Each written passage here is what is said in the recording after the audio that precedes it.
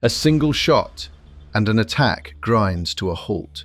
Another shot, and suddenly no one dares to raise their head above cover.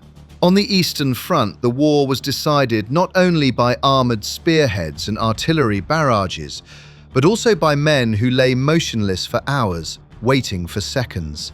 German snipers often tried to avoid direct duels with Soviet snipers, not because they lacked courage, but because a duel at a distance rarely stays clean.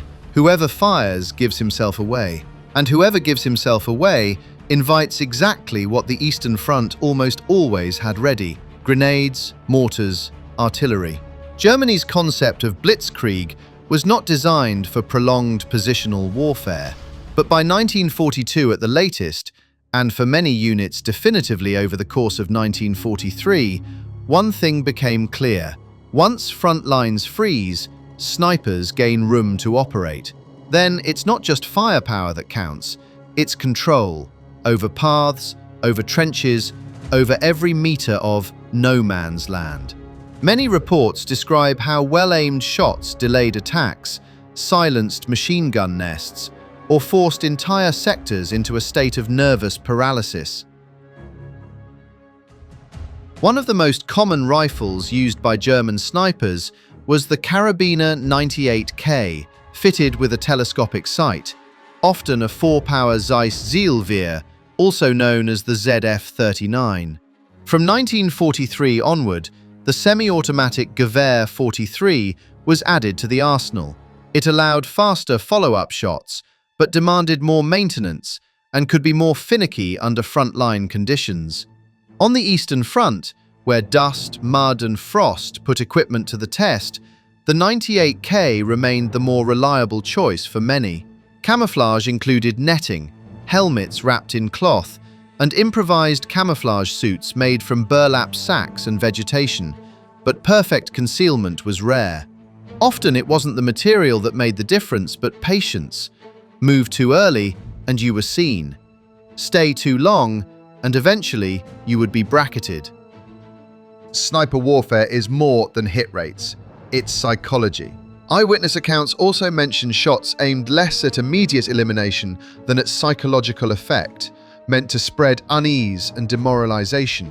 That fits a method described again and again, targeting not the front line, but men behind it. When someone in the rear falls or cries out loudly, the rhythm up front breaks.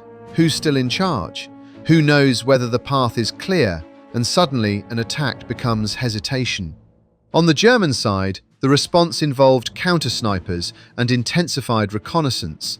The best marksmen were sent into dangerous sectors, often places where visibility, cover, and enemy observation punished the slightest mistake instantly. Because a sniper rarely wins through noise, he wins through invisibility. And on the Eastern Front, invisibility was something that had to be fought for anew every single day. Here it's worth looking at the different priorities of both sides. For German snipers, immediate effect mattered most. Eliminate a target, relieve pressure, force movement. Anyone who appeared in the crosshairs and threatened the situation could become a target.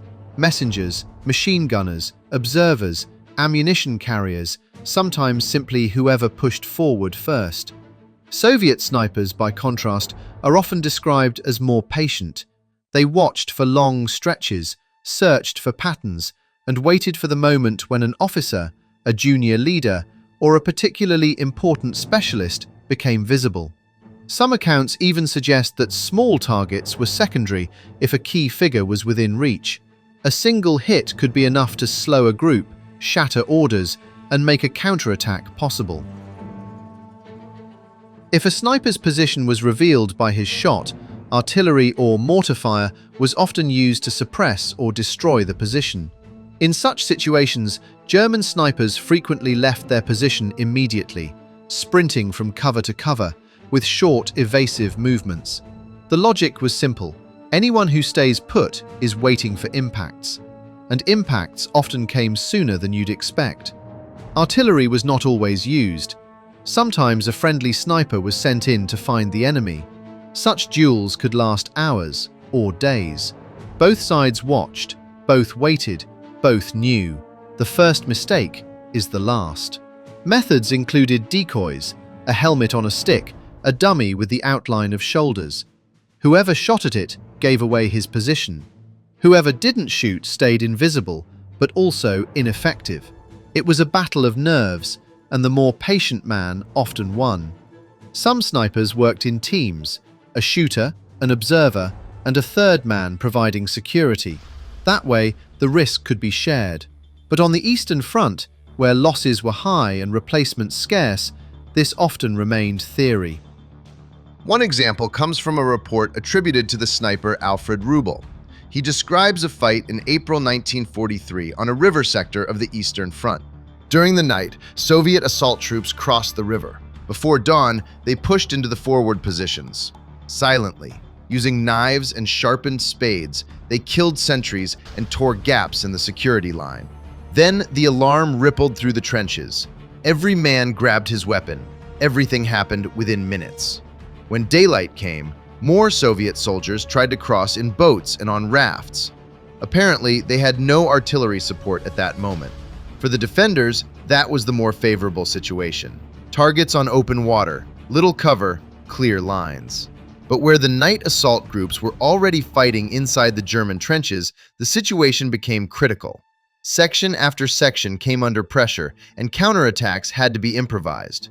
A sergeant watched a trench through binoculars, a trench that Soviet groups already held. The shooter kept firing at the men coming over the river, until something caught his eye. A soldier in a white fur cap who kept becoming visible in the middle of the fire, as if driving his men forward. For the sergeant, it was a signal. If this man was a leader, then he was a lever. The shooter shifted his position by a few steps, searched for a better angle, loaded a special round, and waited. Not for luck, but for rhythm. The man in the fur cap appeared briefly, disappeared, appeared again. A pattern. The sergeant called corrections.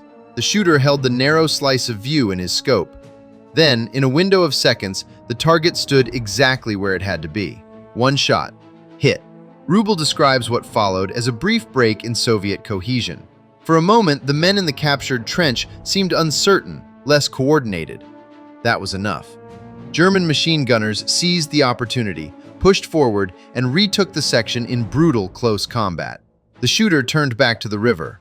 From his perspective, the men on rafts were easy targets. When some realized they were under precise fire, they jumped into the water before reaching the bank. The attack continued as if losses didn't matter. The report says the water gradually turned red, an image that shows what this war looked like when it narrowed to a fight over just a few meters.